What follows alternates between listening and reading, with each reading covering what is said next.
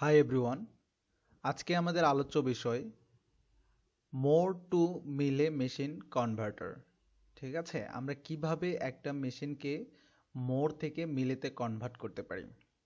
তো আমার বিগত ভিডিওতে আমি মিলে টু মোর মেশিন দেখিয়েছি, তো এখানে আমরা আলোচনা করব মোর টু মিলে। ওকে, শুরু করা যাক আমাদের ভিডিও।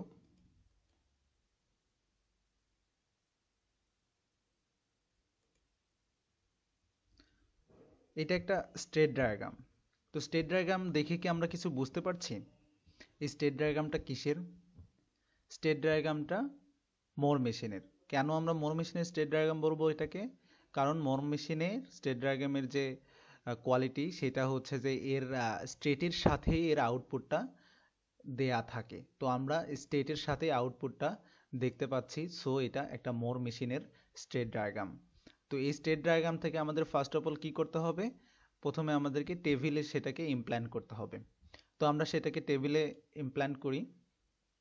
তো আমাদের যে ডায়াগ্রামটা ছিল, এই ডায়াগ্রামটা থেকে যদি আমরা টেবিলে ইমপ্ল্যান্ট করি, তাহলে আমাদের যে স্টেটগুলো আছে সরাসরি আমরা প্রেজেন্ট যে স্টেটের কলাম আছে সেখানে আমরা নিয়ে নিব। তো আমরা এ নিয়ে নিলাম, বি নিয়ে নিলাম, C0, C1, D1 এবং D2। আমাদের 6টা স্টেট ছিল, 6টা স্টেট নিয়ে নিলাম এবং আমাদের যে ইনিশিয়াল স্টেট, যেটা শুরু স্টার্টিং স্টেট, সেটাতে আমাদের এই সিম্বলটা টেবিলেও দিয়ে দিতে হবে, এটা মাথায় রাখবেন। ঠিক আছে, তো আমরা যেহেতু টেবিলগুলো স্টেট নিয়ে নিয়েছি, প্রেজেন্ট স্টেট, তাহলে এটার অ্যাকর্ডিংয়ে যে আমাদের আউটপুটগুলো দেওয়া আছে সেটাও আমরা আউটপুটের কলামে সরাসরি নিয়ে নিব। এক্স এর অ্যাকর্ডিংয়ে আমাদের দেওয়া আছে এক্স, এ এর অ্যাকর্ডিংয়ে x0, বি এর অ্যাকর্ডিংয়ে x2 এবং সি এর অ্যাকর্ডিংয়ে x0 এবং C1 এর C0 এর অ্যাকর্ডিংয়ে x0, C1 এর অ্যাকর্ডিংয়ে x1। তো আমরা এইভাবে D1 এর অ্যাকর্ডিংয়ে x1 এবং D2 এর অ্যাকর্ডিংয়ে x2 নিয়ে নিলাম। এখন আমাদেরকে যেটা লক্ষ্য করতে হবে সেটা হলো জাস্ট 0 ইনপুট পেলে কোথায় যাচ্ছে আর 1 ইনপুট পেলে কোথায় যাচ্ছে। তো প্রথমে আমরা এ কে কনসিডার করি। এ যখন 0 ইনপুট পাচ্ছে সে যাচ্ছে C1 এ, তো আমরা C1 লিখলাম। এ যখন 1 ইনপুট পাচ্ছে তখন যাচ্ছে বি তে, তো আমরা বি লিখলাম। টেবিলে আপনারা দেখবেন আমি এটা টেবিলে কিন্তু আমি বলছি এবং এখানে লেখা হয়ে যাচ্ছে।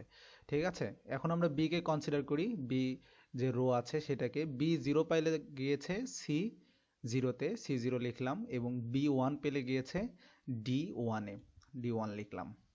তারপরে C0 কে কনসিডার করি। C0 যখন 0 পেয়েছে তখন গিয়েছে D2 তে। ওকে, এবং যখন সে 1 পেয়েছে তখন সে C0 তেই আছে। আবার C1 থেকে যখন সে 0 পেয়েছে তখন সে D2 তে গিয়েছে এবং C1 থেকে যখন সে 1 পেয়েছে তখন সে C0 তে গিয়েছে। ওভারঅলে কিন্তু এই দুইটা সেম হচ্ছে। তো আমরা D1 এরটা দেখি। D1 থেকে যদি আমরা 0 পাচ্ছি তাহলে যাচ্ছি A তে, এবং যদি আমরা 1 পাই তাহলে আমরা D1 এই থাকছি।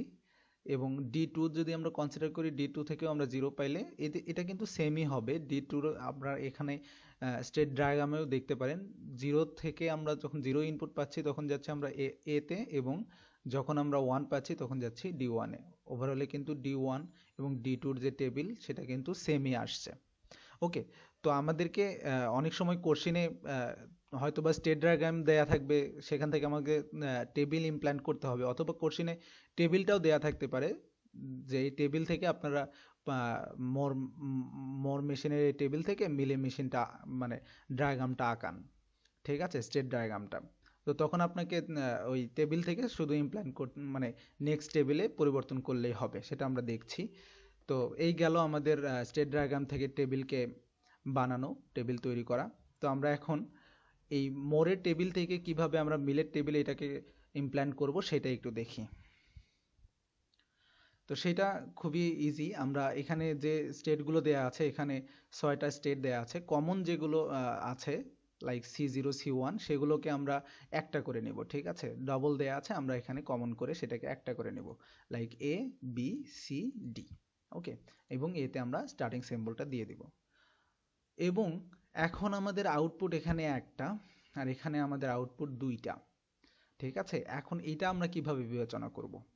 এখানে খুবই একটা স্টিকি জিনিস, মানে এটা যদি আপনারা একটু মনোযোগ দিয়ে দেখেন আই থিঙ্ক ধরতে পারবেন। আমি বোঝানোর যথাসাধ্য চেষ্টা করছি, একটু মনোযোগ দিয়ে দেখেন। এ থেকে আমি 0 ইনপুট পেলে কোথায় যাচ্ছি? C1 এ। ঠিক আছে, তো C1 এর আমার আউটপুট কত, এখানে আপনারা দেখতে পারেন C1 এর আমার আউটপুট x1, C1 এর আউটপুট x1, ঠিক আছে। আমরা এ থেকে 0 ইনপুট পারলে সিতে যাচ্ছি, কোন সিতে যাচ্ছি, যে সিটা 1 এবং C1 এর আউটপুট x1। আমি x1 এখানে C1 লিখবো না, এখানে শুধু C লিখবো এবং যে সিতে যাচ্ছি সেটা হলো C1, সেই সির অ্যাকর্ডিংয়ে আমি 1 এর অ্যাকর্ডিংয়ে x1 লিখলাম।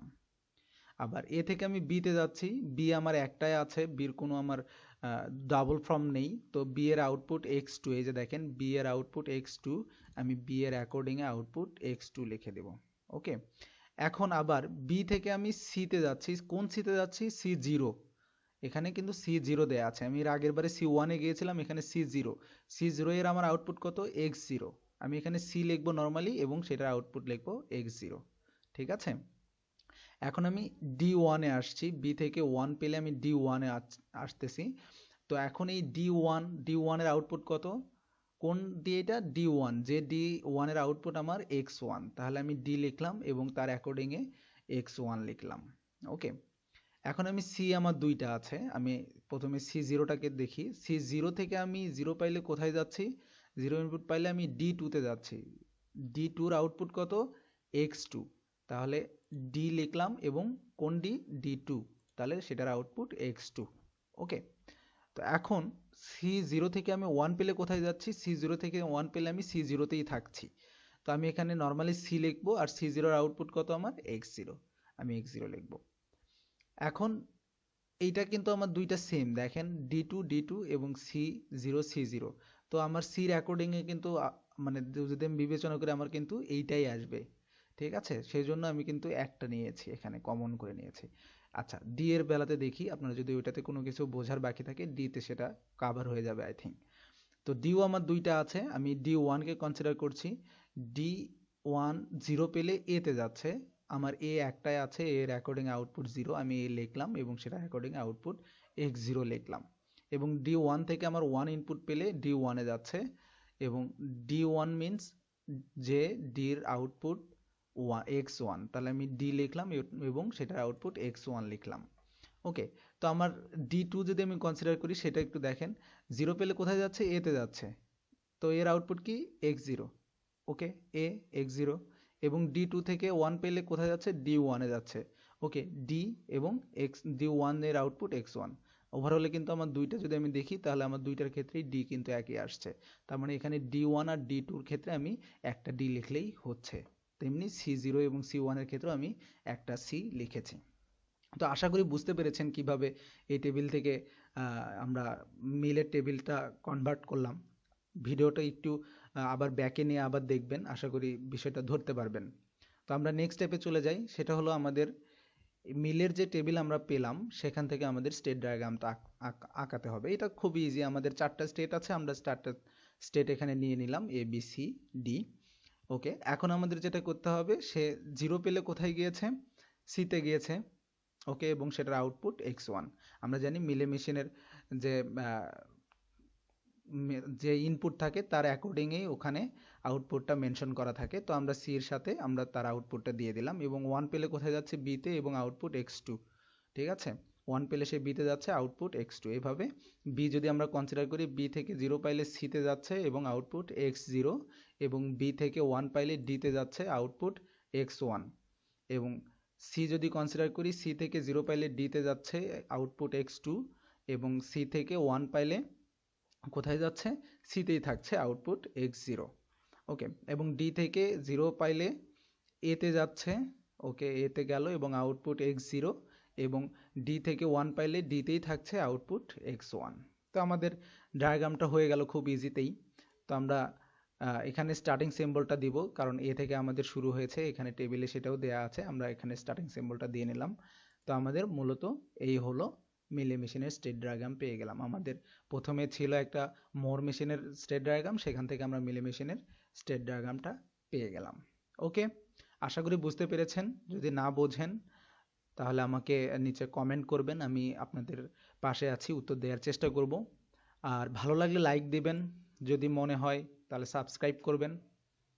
তাতে কি হবে, আমার সব ভিডিওগুলো আপনারা যখন আমি আপলোড করব আপনাদের কাছে নোটিফিকেশন যাবে, বেল আইকনটা একটু চাপিয়ে রাখবেন, তাহলে খুব সহজেই আমার ভিডিওগুলো দেখতে পারবেন।